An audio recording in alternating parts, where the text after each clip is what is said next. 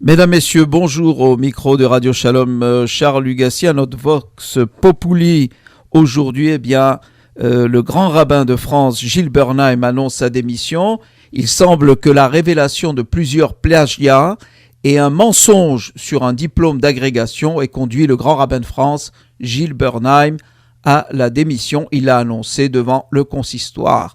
Pourtant, Gilles Bernheim a été élu au Grand Rabbinat de France en 2008. C'est la plus haute autorité religieuse juive en France. Et c'est un poste important en France, contrairement aux autres pays, puisque là-bas, il a quasiment le rang de ministre.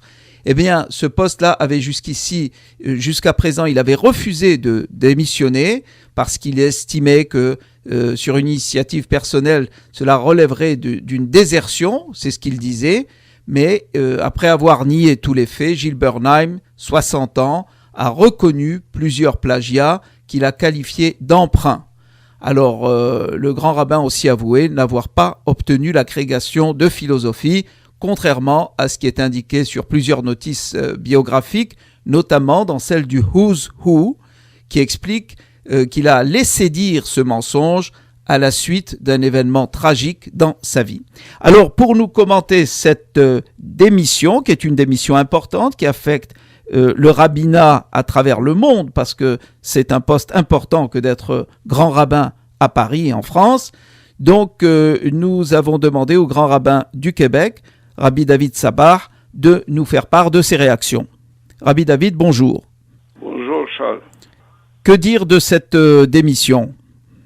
Ce que je retiens, c'est surtout et avant tout, écoutez, l'intégrité intellectuelle du grand rabbin de France qui a avoué, dit-on faute avouée est à moitié pardonnée, qui a avoué qu'il y a eu des emprunts ou un plagiat, plusieurs plagiats, comme vous voulez, et il a laissé dire un mensonge sur son compte.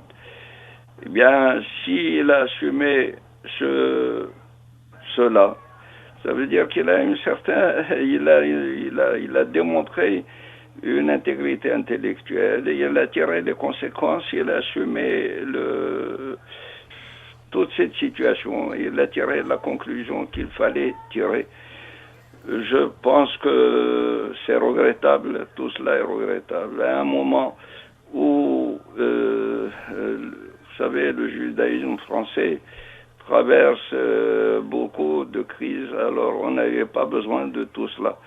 Ce que je regrette également, c'est le fait que ce n'est pas d'aujourd'hui qu'il y a eu le titre d'agrégé en philosophie, c'est pas d'aujourd'hui qu'on a lu, qu'on a vu ces œuvres. Ouais. Et pourquoi juste en ce moment, pourquoi c'est le timing qui me gêne.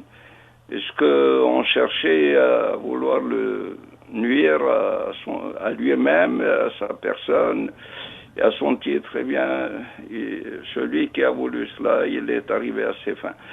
Quoi qu'il en soit, le fait, c'est vrai, il y a une manière de voir la chose, c'est que lorsque on est à la tête d'une communauté, on s'attend de nous d'être irréprochables, mais être irréprochable, c'est du domaine des anges et pas des hommes sur terre.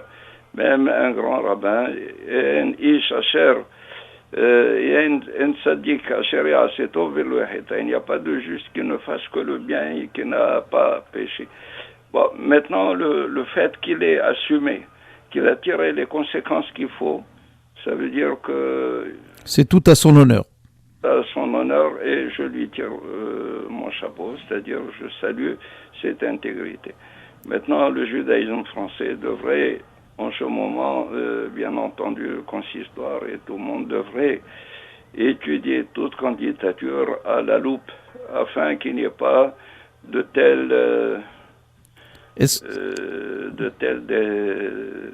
dérapages. Oui. À ce propos, vous qui connaissez donc bien le domaine, est-ce que vous pensez qu'il y a des candidats pressentis déjà qui, à votre connaissance, pourraient lui succéder ? Je ne connais pas. je ne connais pas, vous savez. La France, c'est tout de même à 7-8 000 kilomètres d'ici. Chacun a ses problèmes. Mais je penserais que dans le judaïsme français, il y a certaines candidatures qui sont capables de remplir le poste avec beaucoup de maîtrise et d'autorité. Une chose est certaine, c'est que ceux qui voulaient nuire au judaïsme français, maintenant doivent en faire des gorges chaudes. Et comme vous l'avez si bien dit au début, ça n'était pas le bon moment pour atteindre comme ça le rabbinat et le consistoire. Je pense que en France, le climat politique est un climat qui est malsain. C'est tout ce qu'on peut, c'est le moins qu'on puisse dire. Ouais. Malsain, on regarde le judaïsme avec beaucoup d'inimitié, si ce n'est carrément, si vous voulez, on n'est pas bien admis par toutes les couches politiques en France, et c'est un coup qui a été porté au judaïsme français. Je pense que si c'est un coup par des politiciens, par ceux qui sont hors de la politique. Apparemment, ça vient d'un journaliste qui a dénoncé tout cela, qui a fait ses recherches et qui a découvert tout cela. Voilà. Peut-être parce qu'il a voulu nuire à tout le judaïsme français, assombrir son image et la rendre plus ténébreuse. Monsieur le grand rabbin David Sabat, je vous remercie et je vous souhaite bonne journée. Bonne journée. Au micro, Charles Lugassi, bonne journée.